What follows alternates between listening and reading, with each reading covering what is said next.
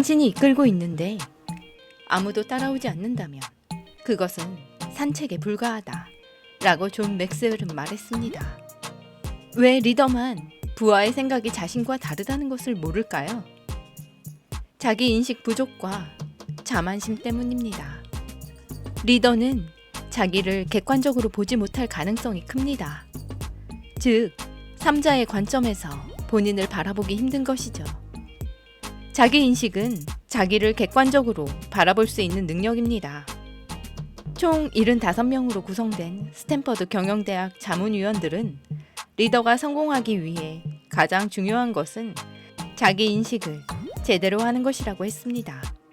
또 리더가 자신이 무엇을 모르는지 모를 때 엉뚱한 자신감을 느낄 수 있습니다. 리더도 자신만 모르는 리더십 사각지대가 있다는 것을 인정해야 사고가 확장됩니다. 리더십 실패 위험성도 지금보다 줄어들게 됩니다. 리더가 되는 첫걸음은 다른 어떤 것보다 먼저 자신을 제대로 아는 것입니다. 안녕하세요. 책을 통해 우리의 삶을 성장시키고 행복으로 이끌어 나가길 원하는 책리더입니다. 오늘 소개해드릴 책은 문학세계사 출판사 박정조 대령이 지은 홀로 빛나는 리더는 없다입니다. 저자 박정조 대령은 서울대학교와 육군사관학교를 동시에 합격한 인재이신데요. 가정형편상 육군사관학교를 선택했고 이후 한국외국어대를 거쳐 충남대 경영학 박사학위를 취득하기까지 학문을 게을리하지 않았음을 짐작할 수 있었습니다. 저자는 지휘관, 참모, 교관, 아프가니스탄 해외 파병 등 군대에서 30년 동안 리더십과 팔로워십을 경험했는데 특히 육군 리더십 센터에서 근무하면서 저명한 전문가들의 책과 연구자료를 섭렵했고 현재는 육군 교육사령부 리더십 교육 과장으로 재직하면서 동료 교관들과 함께 연간 3만여 명의 리더들을 교육하고 있습니다. 모범 간부로서 대통령 표창을 비롯하여 리더십 분야에서 심도 있는 연구와 워크숍, 책 출간과 관련 칼럼 기고 등 왕성한 활동을 펼치고 있는 저자는 그 현장의 생생한 경험과 노하우들을 이 책에 녹여냈는데요. 특히 관념적이고 어려운 이론보다 현장에서 바로 활용할 수 있는 내용들을 쉽게 풀어낸 점이 인상적이었습니다.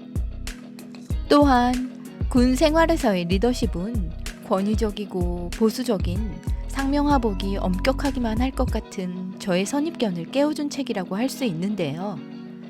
그 이유는 저자의 문체가 사람과의 관계를 우선으로 하고 무엇보다도 자신이 아닌 조직의 화합과 성장을 염두에 두고 쓴 마음이 묻어나서 그렇게 느끼지 않았나 싶습니다. 저는 5개의 매뉴얼 중 3번째 공감 부분을 낭독하겠습니다. 리더의 삶을 빛나게 하는 공감 능력 1. 공감의 원리와 놀라운 효과. 공감은 어떻게 일어날까요? 거울 뉴런과 뇌의 공감 원리. 2021년 8월 미군이 아프가니스탄에서 철수를 단행했을 때 있었던 일입니다. 탈레반이 점령한 아프가니스탄 수도 카불에서는 미처 탈출하지 못한 아프간인들이 발을 동동 구르고 있었습니다. 본인들은 탈출하지 못하더라도 아이들은 탈출시키려고 철조망 너머 미군들에게 아기를 들어올리거나 던져서 넘겨주고 있었습니다. 던져진 아기 몇 명은 철조망 위에 걸려 떨어졌습니다. 날카로운 철조망 창살에 걸린 아이는 고통스럽게 비명을 질렀습니다. 그 모습을 본 미군들도 얼굴이 찡그려졌습니다. 그 미군들은 밤이 되면 철조망 위의 아이들을 생각하며 눈물을 흘렸다고 합니다. 이처럼 사람의 뇌는 타인의 고통과 기쁨을 느끼는 반응작용을 합니다. 상대의 고통을 보기만 해도 자신도 모르게 함께 고통을 느끼는 것은 뇌 속의 신경세포인 거울 뉴런 때문입니다. 다른 사람의 행동을 거울처럼 반영한다고 해서 거울 뉴런이라고 불립니다. 남이 아주 매운 떡볶이 먹는 것을 보기만 해도 마치 내가 그것을 먹는 것처럼 느낌이 촉발됩니다. 영화를 볼 때 주인공이 울거나 슬퍼하면 보는 관객도 슬퍼집니다. 모두 거울 뉴런이 반응하는 현상입니다. 이처럼 거울 뉴런으로 인해 타인이 고통이나 기쁨을 느끼는 것을 보는 것만으로도 뇌의 해당 신경세포가 똑같이 활성화됩니다. 공감의 놀라운 효과. 1940년 11월 7일 미국 워싱턴주 터코마 해협에 놓인 다리가 산들바람에 어이없이 무너졌습니다. 이 다리는 원래 시속 190km 속도의 초강풍에도 견딜 수 있도록 설계되었습니다. 그런데 완공 3달 만에 산들바람으로 볼 수 있는 시속 70km 바람에 거대한 철 구조물이 맥없이 무너져 내린 것이죠. 왜 그랬을까요? 바람이 불 때 생긴 작은 진동이 우연히 다리의 고유 진동수와 일치하여 공명 반응이 일어난 것입니다. 그러자 다리는 심하게 진동하고 휘어지다 맥없이 무너져 내렸습니다. 공명 반응처럼 공감도 그렇습니다. 숨이 안 쉬어질 정도로 꽉 막힌 상태에서 어느 순간 공감의 울림이 일어나면 갑자기 두 사람 사이에 찌릿하는 전기가 통하는 기분이 듭니다. 예를 들어 보겠습니다. K소령이 사단 직할대장으로 근무할 때 있던 일입니다. 부대원 14명을 태운 차량이 경사지를 오르다가 오른쪽으로 뒤집혔습니다. 사망자가 발생하고 중상자도 나온 대형 사고였지요. 사고 보고를 받고 K소령은 급히 현장으로 갔습니다. 현장은 아수라장이었습니다. 부대원들은 피를 흘리고 길바닥에 쓰러져 있고 차량은 뒤집혀 있고 고통스러운 신음이 여기저기서 들렸지요. 상급부대 담당자들은 상황 파악을 위해 K소령에게 계속 전화를 했습니다. 현장 조치도 벅찬데 여러 명으로부터 전화까지 받아야 하니 너무 힘이 들었습니다. K소령은 이제 내 군 생활도 여기서 끝이구나 라는 생각에 좌절감이 밀려왔습니다. 또 핸드폰이 울립니다. 이번에는 사단장님 전화입니다. 사단장님께 최소한 지적이나 왜 그랬냐는 문책 한마디는 들을 줄 알았습니다. 그런데 웬일입니까? 사단장님은 이렇게 말했습니다. 사고 수습하느라 수고한다. 많이 힘들지? 잘 조치해줘서 고맙다. 내가 할 일은 했다. 이제부터 나와 참모들이 책임지고 도울 것이다. 사단장님의 말을 들으면서 K소령의 두 눈에는 하염없이 눈물이 흘러내렸습니다. 자신의 마음을 알아주는 사단장님의 마음이 통했고 그 마음이 너무나 고마웠던 거죠. 이처럼 힘든 상황에서 누군가가 나를 공감해주면 전혀 생각지도 않은 일들이 일어납니다. 첫째, 내 안에는 따뜻한 느낌이 솟아납니다. 다른 사람이 정말로 나를 이해한다는 사실을 알아차리면 마음이 따사로워집니다. 둘째, 마음이 든든해지고 희망이 솟아납니다. 외로웠는데 자신을 깊이 이해하는 사람을 만나니 이제 외롭지 않게 되는 거죠. 험난한 세상을 이겨낼 수 있는 희망과 자신감이 생깁니다. 셋째, 누군가가 나의 고통에 공감해주면 그 문제를 해결할 수 있는 실마리가 보이기 시작합니다.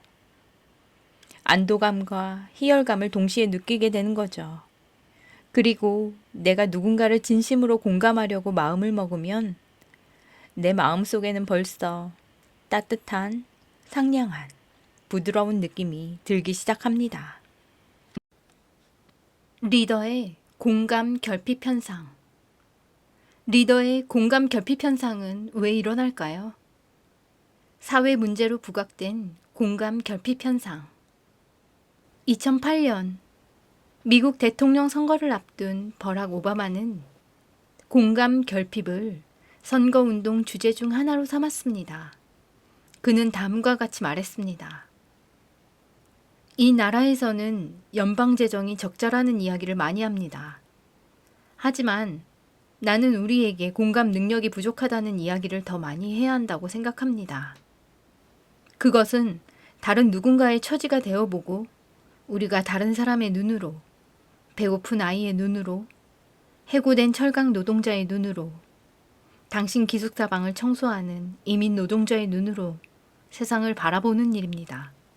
우리는 공감을 장려하지 않는 문화에 살고 있습니다. 대통령 선거운동에서 공감을 다룰 정도로 공감 결핍 현상이 사회 전반적으로 일어나고 있습니다. 2011년에 미국 스탠포드 대학교 연구팀은 1979년부터 2009년까지 30년 동안 대학생들을 대상으로 공감 능력의 변화를 측정했는데 공감 능력이 40% 감소했다는 연구 결과를 발표했습니다. 공감 능력의 감소 원인은 온라인 활동 증가와 대면 관계 감소였습니다. 소셜 네트워크의 발달과 인터넷 문화의 확산으로 그 어느 때보다 많은 사람이 연결되고 있지만 공감 능력은 계속 감소하고 있습니다. 소셜 네트워크는 정보를 퍼뜨리는 능력은 뛰어나지만 공감을 퍼뜨리는 능력은 뛰어나지 못했습니다. 스마트폰 검색, 문자, SNS 좋아요, 댓글, 공유하기 등 우리는 비대면 활동에 많은 시간을 보내면서 생활합니다. 상대방이 어떻게 받아들일지 생각할 겨를도 없이 답글 보내기 바쁘게 살아가지 않나요? 타인에게 온전하게 집중할 물리적인 시간도 부족하고 마음의 여유도 없는 거죠. 이러다 보니 공감과 경청이 어렵게 느껴지고 대화 간에 상대방의 감정이나 표정을 못 보고 지나칠 때가 많습니다. 당연히 공감하는 데 필요한 비언어적 신호에도 둔감해집니다. 우리 스스로 공감 결핍을 초래하고 있습니다. 공감과 관련된 뇌의 신경세포도 점점 둔화하고 공감이 어려워질 수밖에 없습니다. 리더가 공감하지 못하는 4가지 이유. 신생아실에 있는 아이들은 다른 아이가 울면 곧장 따라옵니다. 그런데 재미있는 것은 자신의 울음소리를 녹음해서 들려주면 평소 잘 우는 아이라도 울지 않는다는 것이죠. 이것이 바로 신생아성 반응 울음 실험입니다.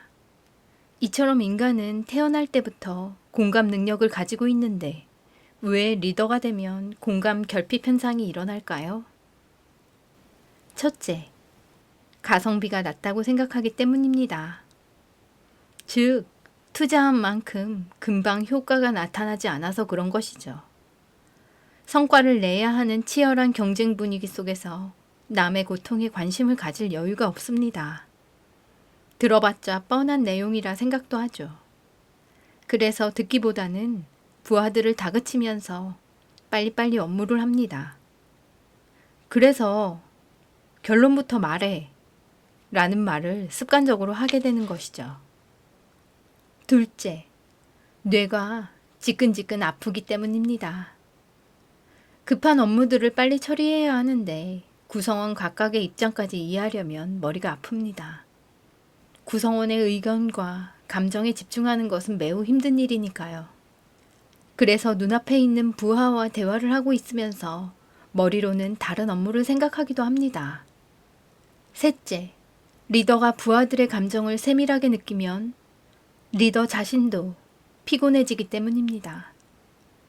예를 들어 집안 문제로 힘들어하는 부하의 고충을 계속 듣고 있으면 리더도 우울해질 수 있는 거죠. 고충을 들었는데도 리더가 해줄 일이 없으니 답답한 마음까지 들어 스트레스로 작용할 수도 있습니다.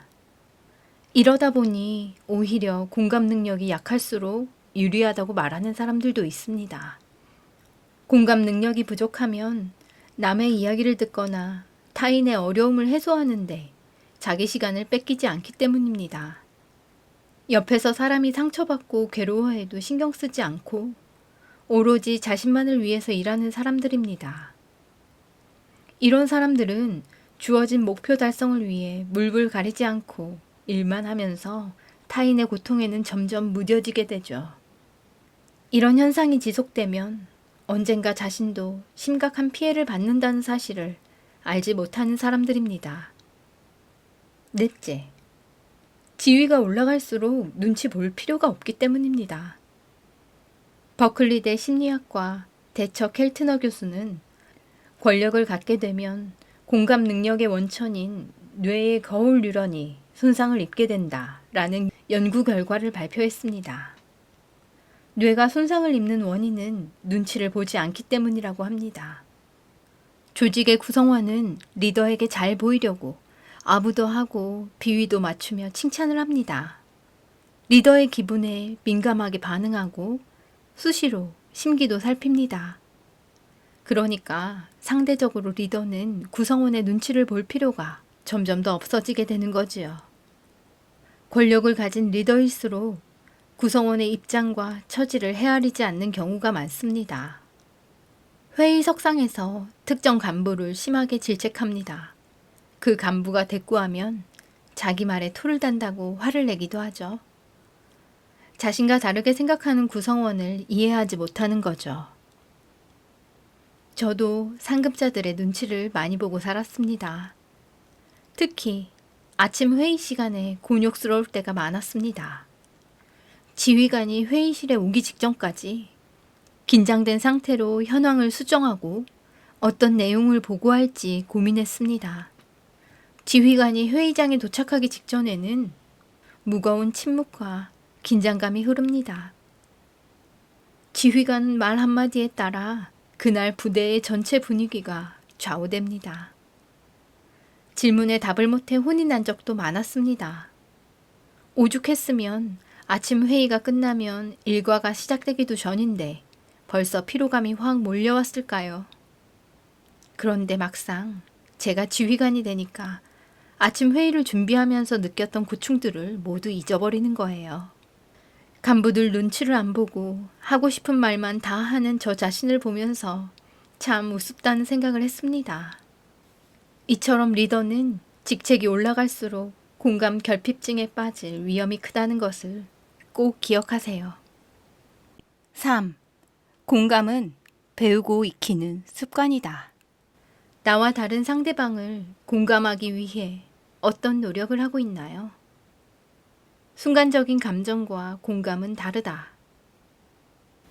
감정적 공감은 타인의 감정이 자신에게 느껴지는 것을 말합니다. 힘들고 어려운 일을 겪고 있는 사람을 보면 상대방의 마음을 상상할 수 있지요. 감정적 공감은 상대방이 나와 비슷하거나 연결고리가 있다고 느낄 때 강하게 일어납니다. 인지적 공감은 다른 사람의 관점에서 보는 것입니다. 인지적 공감에서 요구되는 가장 기본적인 전제 조건은 타인에게는 나와는 다른 생각과 감정이 있다는 사실을 인정하고 이해하는 것입니다. 나와 상황이나 여건이 다른 사람의 관점으로 세상을 바라보려면 의식적으로 노력을 해야 합니다. 어떤 장면을 척 보고 눈물을 주르륵 흘리는 것이 공감의 본질은 아닙니다.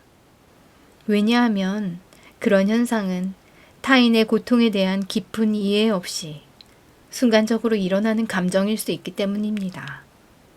소설에서나 읽었던 감동적인 장면.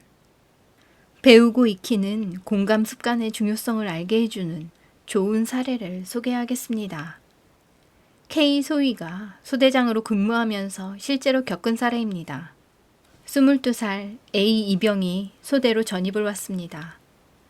겉으로는 멀쩡했는데 매사에 소극적이고 면담 간에 자살 충동을 수시로 느꼈다고 했습니다.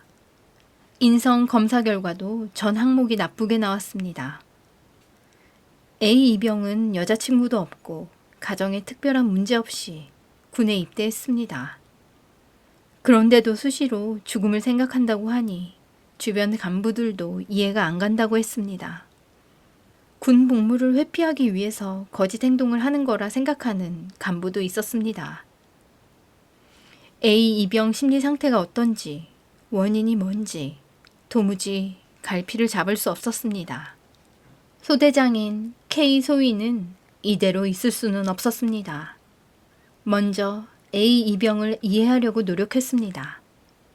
신상 명세서에 나와 있는 성장 과정을 읽어보고 낮에는 짬짬이 시간을 내어 A 병사와 대화를 했습니다. 퇴근 후에는 A 병사의 관심 분야를 유튜브로 찾아보면서 배경 지식을 넓혀갔습니다. 이런 노력을 2주 동안 계속했습니다. 특히 그 병사가 처한 상황을 이해하려고 깊이 고민했습니다. 그러다 문득 중학교 3학년 때 자신의 모습이 떠올랐습니다. 당시에 K 소희는 좋은 고등학교에 진학하기 위해서 치열하게 준비했는데도 원하던 학교에 못 갔습니다. 그 당시 K 소희는 그토록 간절히 원했던 목표를 이루지 못하고 삶의 의미를 상실했습니다. 무엇을 해야 할지 모르는 상황에서 떠밀려 가듯이 무작정 집 근처에 있는 학교로 진학했습니다. A 이병의 지금 상황이 마치 자신이 중학교 3학년 때 처한 상황처럼 느껴져서 연관지어 생각하게 되었습니다. A 이병은 본인이 원하는 대학에 못 가고 군대에 왔습니다. A 이병 관점에서 바라보는 군대는 정말로 재미없겠다라는 생각이 들었습니다. 원하던 학교 진학에 실패했을 때 마음은 어땠는가? 죽고 싶다는 생각도 들었습니다. 누구도 만나기 싫었습니다. K 소희는 그 당시에 자신으로 돌아가서 심리 상태를 생각해 보았습니다. 그리고 그 당시 감정 상태로 지금 A 이병의 상황을 바라보았습니다. K 소희는 A 이병의 관점으로 다가가서 질문하고 대화했습니다. 그러자 A 이병과 K 소희 사이에 가로막힌 벽에 미세한 균열이 일어나기 시작했습니다. A 이병은 K 소희에게 점점 마음을 열었고 서로 진심이 담긴 대화를 했습니다. 놀라운 일이 일어난 것입니다. 그러던 어느 날 평소처럼 A 이병과 대화를 하는데 이전에 보이지 않던 표정이 보였습니다. 겉으로는 분명 웃고 있었는데 K 소희 눈에는 슬픔을 숨기기 위한 억지 웃음처럼 보였습니다. 또한 A 병사가 하는 말도 달리 들리기 시작했습니다. 높은 톤의 밝은 목소리에는 미세하지만 불안감과 떨림이 느껴졌습니다. 좌절과 불안함으로 인한 무기력감이 소극적인 모습으로도 비춰졌습니다. 그때 K 소희는 A 이병에게 요즘 마음이 어떠냐고 물었습니다. 누구나 상대방이 공감해준다고 느끼는 순간 마음속에 있는 말들을 하게 됩니다. 드디어 A 병사가 속마음을 꺼냈습니다. 저는 그동안 군 생활의 의미를 찾지 못했습니다. 이제는 군에서 꿈을 찾고 의미 있는 시간을 보내고 싶습니다. 표현에 한계가 있고 생각을 충분히 정리한 상태가 아니어서 A 병사는 구체적으로 자신이 무엇을 하고 싶은가는 말하지 않았습니다. 그런데도 이 병사가 어떤 꿈을 이루고 싶은지가 대화 가운데 묻어나왔습니다.